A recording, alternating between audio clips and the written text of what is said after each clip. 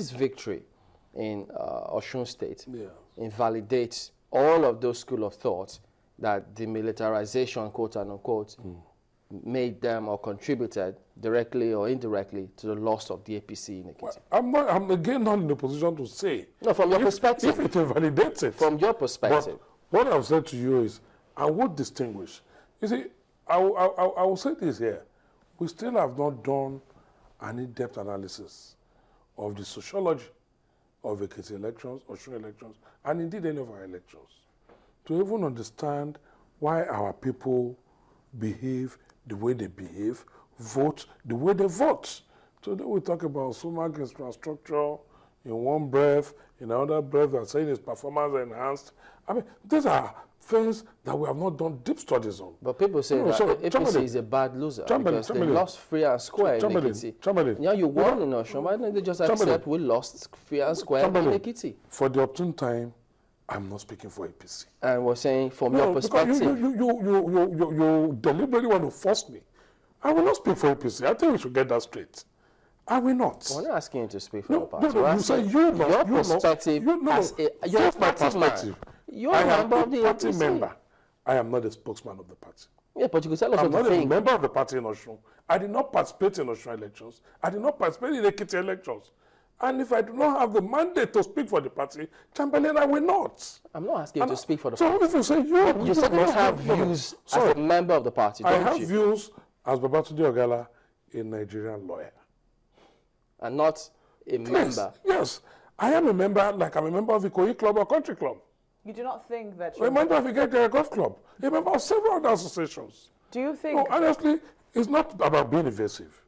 I'm cautious about what I say publicly, because I will hate to be quoted, misquoted, or my words used where they ought not to. If I'm here, if they say, oh, you want to invite APC, and APC says, Ogana, go and represent us, I'll say, give me facts. And I'll come and talk on facts, not on conjectures. But when you invite me here, I'm Babatunde Agala, and you start saying, as APC speak for APC, I will not. But you get the views of members of the APC. I gave my views. I gave my views based on conjectures. I said they said. I said Governor Meche claimed. Adams Oshomole claimed. The question will Please, I did not say it happened or did not happen. The question will be, sir, do you think that your views could also be influenced by your party? Well, there's no doubt I might have my sympathies. No doubt I'm human. I'm human, but as much as possible. And politics, for me, is just a vocation. That's not my profession. Politics, for me, I will never let it becloud my objectivity. I will never let it becloud my statesmanship. And I will never let it override my education. On a serious note. So, for me, even if I have my sympathy, I will be logical. You watched the elections in Ekiti, and you've seen the elections in Osun. Yes. As an objective politician. As an objective Nigerian. As an objective Nigerian. Because as a politician, I can no longer be objective. How would you rate the elections? Someone actually said yesterday that it's the same old, INEC doing the same things it's been doing. No, you see, if you recall when I came here on Ekiti elections, I didn't come here to condemn Ekiti elections. Not in one word did I do that. Never have I come here to condemn or commend Osun over and above Ekiti. If I recall in Ekiti, I said, those are my words, the governor who was a candidate in the elections, who was on ground, has said he was satisfied. Those were my words. Who am I to cry more than the bereaved? So if today in Osun, an election, even the man who won the elections, while accepting victory and all that, still made his complaints known about the militarization being a threat to democracy. Those are the people on ground. Do you think it will be logical for him? Because, I mean, people have said, okay, well, he's complaining about demilitarization, as he put it, do you think it would be logical for him to say, well, given that, we'll also reject the results? How would he reject the results? But I can assure you for free, now that the other party says it's going to the tribunal to challenge the election, that is going to be interesting because I'm sure there will also be cross petitions. And you see, for me as a lawyer, that is healthy. I would rather we go that route. Let us put this thing to legal crucibles. Let us put them to the courts to test.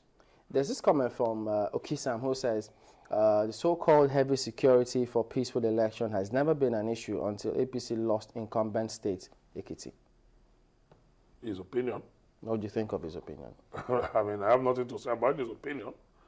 Like I said, I have to speak for APC. He says APC. His opinion. If he talks about my opinion, then we can join issues. But as a lawyer, as a Nigerian, yes. as an individual, yes. and also as a practitioner, from yes. observing Look, both. For me, personally, I think the army has no business in elections. Personally. And I have no apologies for this. No, but when you say militarization, what does seriously, that mean? That is the military. The police is not military. It wasn't only the military. Chambali, let's leave out APC, let's leave out PDP. Let me speak as me. Let me speak as me, please.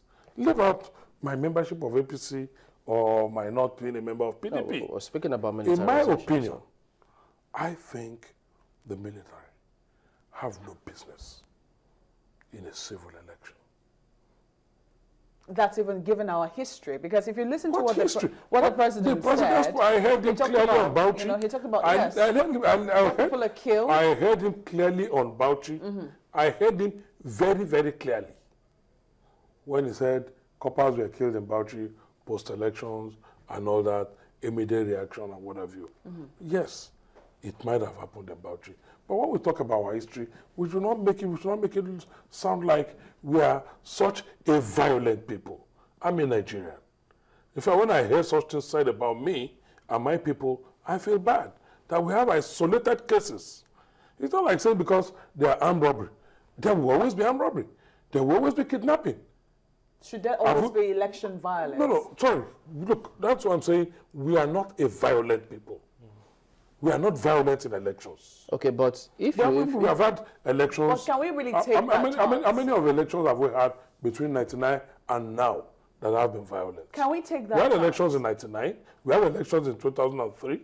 We had in 2007. So when we now have an isolated case in a state, that does not mean we are a violent people. That does not mean we portray ourselves as being violent. I don't agree with the president. I'm sorry. When he says in Bauchi, somebody's genitals was caught in Akwa Ibom. These murders happen on a daily basis. I mean, we see what is going on in the Northeast.